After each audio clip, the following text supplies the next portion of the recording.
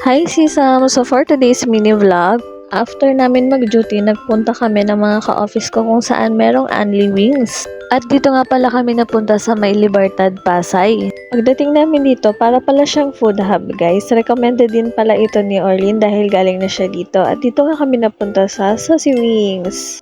Ang main branch pala nila ay sa Baclaran.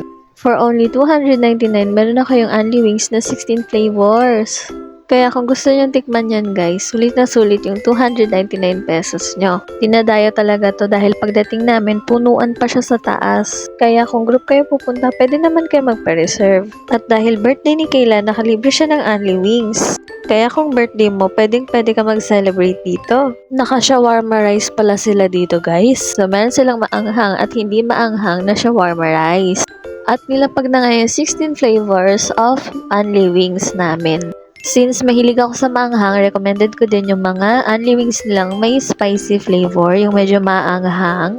Pero grabe guys, ito talaga yung Anli Wings na natikman kong hindi nakakaumay. At sulit na sulit talaga yung kain mo kasi ang lalaki pa nung chicken nila. Masarap talaga to kainin kapag madami kayo kasi sobrang nakaka-enjoy. Since unlimited to, bawal din pala yung leftovers guys, kaya busog na busog sila dyan. Yung drinks nga pala nila guys, Anli din yan. At uwian na nga after nyan. Bye bye baby Uno! Gusto nyong malaman kung saan to at pumunta dito, nasa description box yung sagot. Thank you for watching!